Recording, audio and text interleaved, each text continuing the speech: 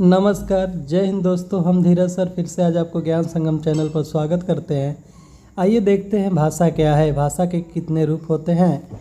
तो देखा जाए तो भाषा वह साधन है जिसके द्वारा मनुष्य बोलकर, सुनकर, लिखकर व पढ़कर अपने मन के भावों या विचारों को आदान प्रदान करता है। उसे हम क्या कहते हैं? भाषा कहते हैं।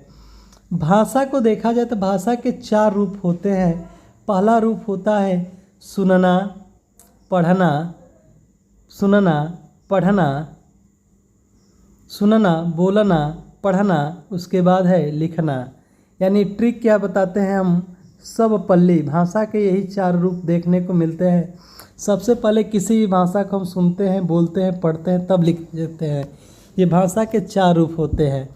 प्लेटो के अनुसार देखा जाए तो प्लेटो ने भाषा पर अपना विचार देते हुए कहा कि अपने भीतर का विचार एवं एक आत्ममंथन है। अपने भीतर का विचार एक आत्ममंथन है। जब वह हमारे होठों से निकलता है तो वह भाषा बन जाता है। यह किसने कहा है? यह प्लेटो ने कहा है। भाषा के कितने रूप होते हैं? तो भाषा के मूलतः 3 रूप होते हैं। मौखिक यानी 3 रूप कहने का मतलब कितने प्रकार के होते हैं यहाँ? तो भाषा हमारी 3 प्रकार के होते हैं। मौखिक भाषा, लिखित भाषा और सांकेतिक भाषा। देखा जाए तो मौखिक भाषा किसे कहते हैं? मौखिक भाषाओं की सूची में हम उन भाषाओं को शामिल करते हैं जिसके माध्यम से हम अपने दिलो दिमाग में चल रही बातों को दूसरे के सामने हम प्रकट करते हैं या बताते हैं या समझाते हैं। तो ये क्या होती है? मौखिक भाषा। बट लिखित भाषा क्या होती है? तो लिखित भाषा वह भाषा है जिससे हम अपनी भावनाओं एवं विचारों को किसी दूसरे व्यक्ति तक पहुंचाने के लिए लिखित शब्दों का सहारा लेते हैं। उसे हम क्या कहते हैं? लिखित भाषा कहते हैं। यानी जो बोलकर बातचीत किया जाए मौखिक, जो लिखकर प्रयोग किया जाए लिखित भाषा। और सांकेतिक भाषा के बारे में बात करेंगे तो यह एक ऐसी भाषा है जहाँ पर एक व्यक्ति दूसरे व्यक्ति से अपने विचारों को संकेत रूप में प्रकट करता है। उसे हम सांकेतिक भाषा कहते हैं। सांकेतिक भाषा का उपयोग मुख बाधिर बच्चे और दिव्यांग लोगों के लिए किया जाता है। इसकी भी एक विशेष पढ़ाई होती है जिसमें आपको संकेत भाषा को समझाना सिखाया जाता है। भाषा के बिना साहित्य का विकास मुश्किल है और साहित्य के बिना भाषा का विकास मुश्किल है। इसलिए हम दोनों का अनुसरण निरंतर करते रहना चाहिए। गांधी जी ने कहा था कि हिंदी वह भाषा है जिससे उत्तर में हिंदू और मुसलमान बोलते हैं और जो नगरी है और जो नागरी देवनागरी लिपि और अरबी भाषा में लिखी जाती है। तो अब हम देखेंगे बोली क्या है। भाषा और बोली में मुख्यतः अंतर देखें तो बोली सब अंग्रेजी के बोली अंग्रेजी में भी बोली कहा जाता है। विज्ञान की भाषा से इसे उपभाषा या उपबोली भी कहा जाता है। एक ही भाषा के कई बोलियां होती हैं।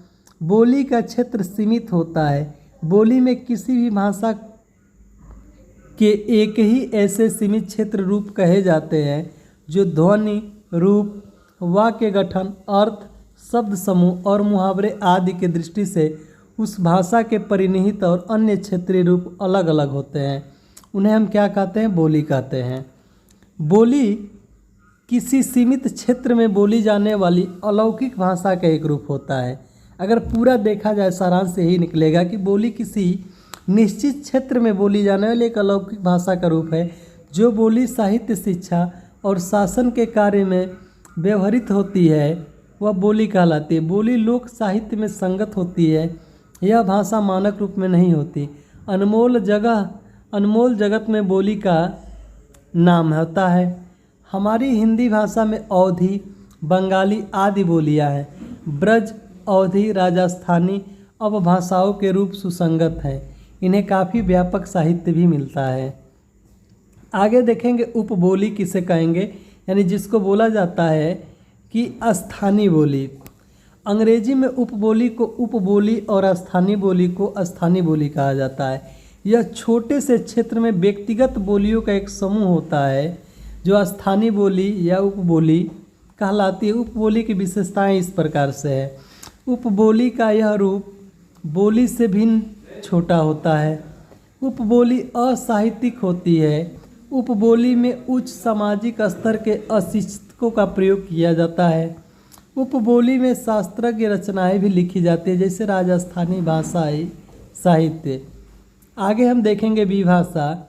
जब कोई बोली कुछ विशेष कारणों से धार्मिक श्रेष्ठता, भौगोलिक विस्तार अथवा उच्च साहित्य रचनाओं के आधार पर समग्र प्रांत या उपप्रांत में प्रचलित होती है, साहित्य आधार ग्रहण कर लेती है, वह विभाषा या उपभाषा कहलाने लगती है।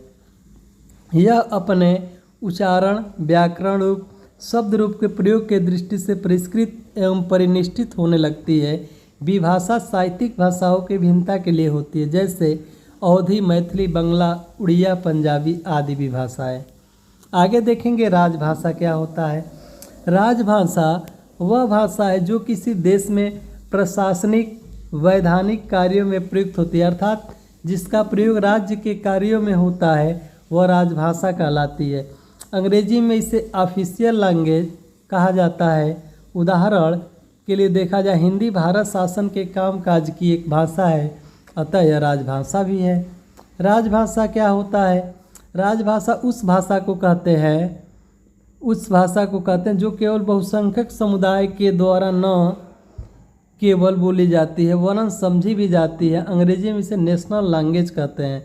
संपूर्ण राष्ट्रभाषा, संपूर्ण राष्ट्र की धड़कन कही जाने वाली राष्ट्रभाषा, राष्ट्र का संपूर्ण जनजीवन एवं साहित्य की झलक दिखाई देती है।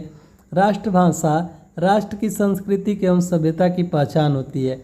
इसीलिए भारत की एक भाषा है राजभाषा हिंदी, लेकिन भारत की कोई राष्ट्रभाषा नहीं है। मानक भाषा किसे कहते हैं?